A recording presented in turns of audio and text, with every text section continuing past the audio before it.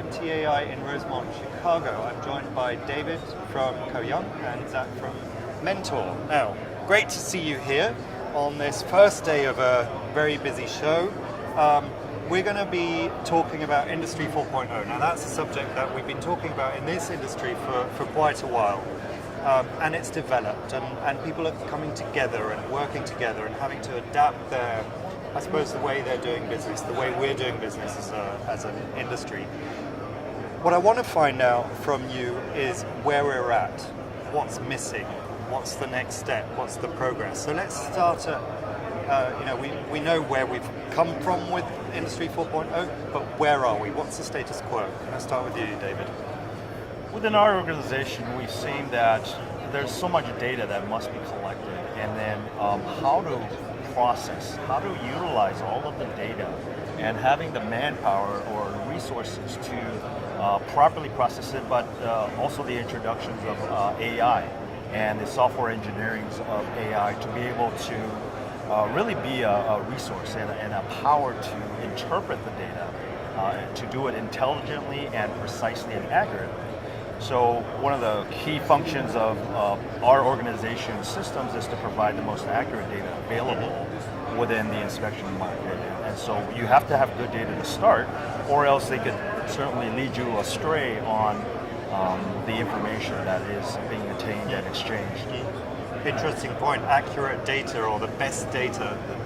Everybody probably has a different definition of what is good data, what is bad data, and how to deal with that. So, where there's been a lot of work in the industry, I think, to set standards, to get everybody talking the same language, to be on the level playing field. So we're not quite there in the industry where we've finalized these standards and everyone's using them. I think we've addressed that, and we've done that work now to agree that we need standards. Everything needs to be able to talk and communicate. So as we turn our sights now to really what do we do with this data, how do we handle these analytics, I think that's really the next challenge for us, and it's something we're looking at Siemens. Mentor is putting together these tools, and I think it's the direction the industry's going. Is that creating new jobs, new opportunities for companies? Do you have to change the way you're working internally as well as externally? In the manufacturing sector, I don't believe it's creating new jobs, but what we certainly see is a struggle as the industry is trying to constantly fulfill the requirements of technical skill levels, and there certainly is a shortage that we feel. We have more people that are leaving the industry than are coming in, and so companies, what we see is relying more on their junior staff members to do the work that more senior members used to do. And thus that growth is really being accelerated, and thus a need to have more software and intelligence within softwares to be able to do some of that heavy lifting. So you can have more of these junior people doing some of these more complex tasks in software.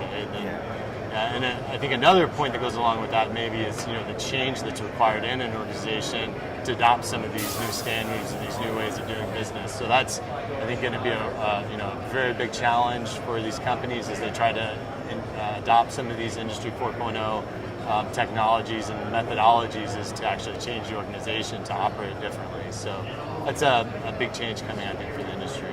And change is always difficult to manage. Now, like you said, there's already a shift in the older experienced generations leaving the industry, the less experienced coming in. Is that being counterbalanced by the power of the software tools that we have? And AI it is. Tools like that? Customers do rely on suppliers and equipment suppliers specifically to be able to be more intelligent, to be more intuitive, easier to program, easier to use.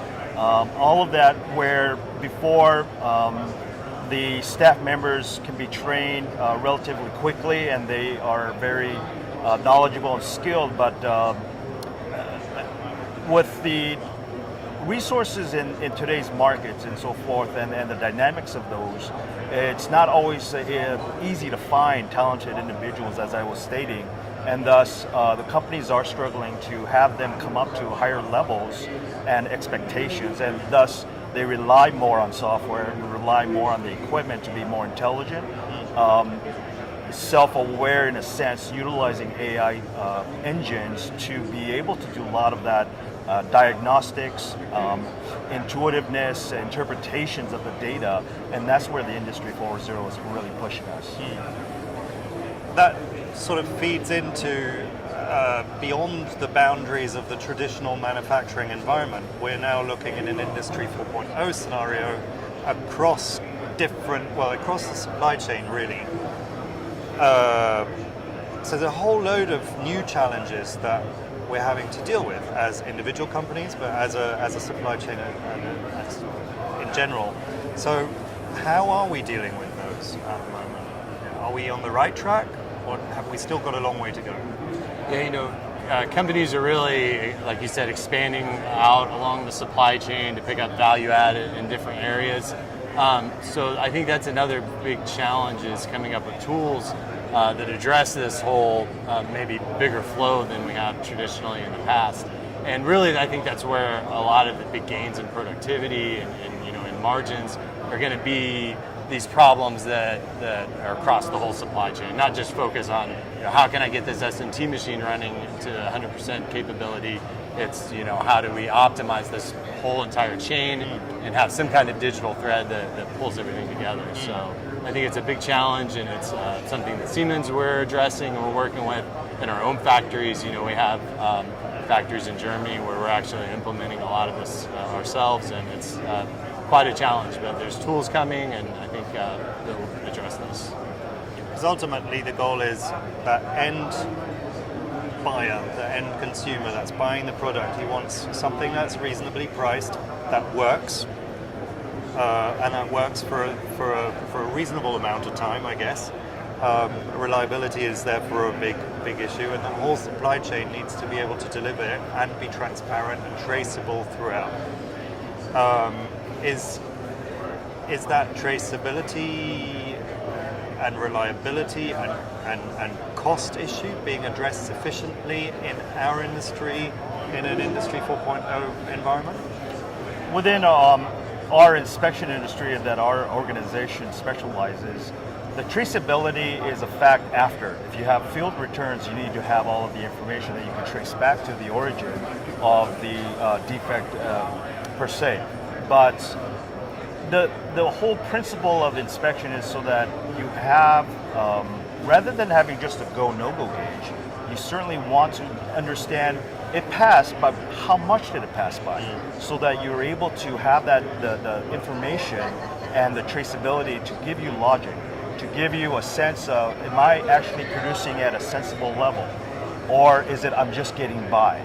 So those are the key aspects, and having implementations of AI engines and other forms of interpretation of all of the massive data that is being collected, that can then drive the intelligence to understand and predict floor operations, and where you will start getting into trouble with real-time monitoring, with those senses to be able to actually prevent.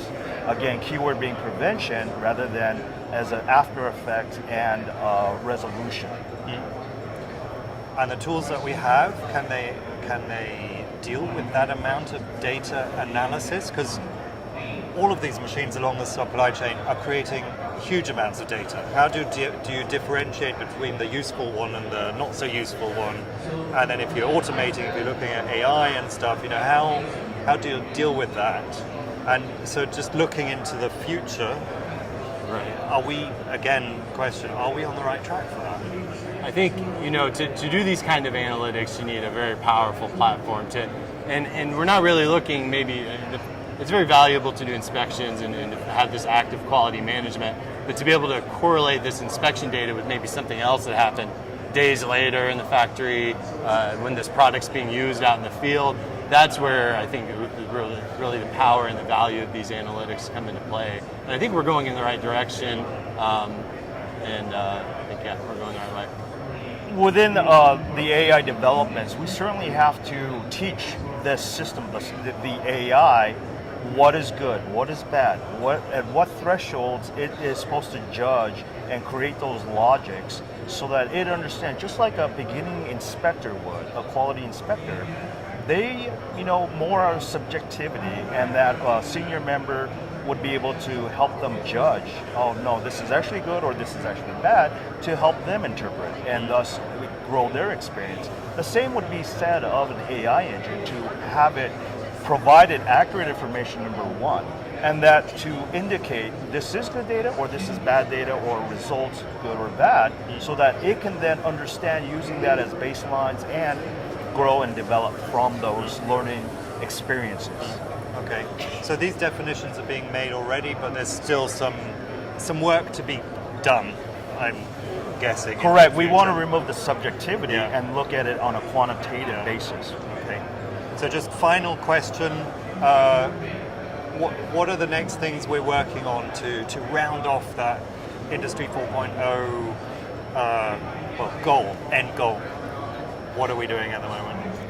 Within our organization, we are looking at in the inspection market, the holy grail as what we feel would be full auto programming, where a system and a board can be populated, placed on the system, and fully is able to inspect that completed unit and have all of the parameters based on what it has learned, all of the intelligence that AI has been built. Okay. As a mentor, we're working at several Siemens facilities implementing a lot of these Industry 4.0 fundamentals. So we're out there implementing this and taking what we're learning, driving it into our products so that we're ready for this next phase of the industry. Excellent. Well, thank you very much for talking to us today. Very interesting and a great subject that I always love talking about, because there's always a new development and a new development. It is very exciting right now. So thank you once again for your time today. Thank you, Kevin. Thanks.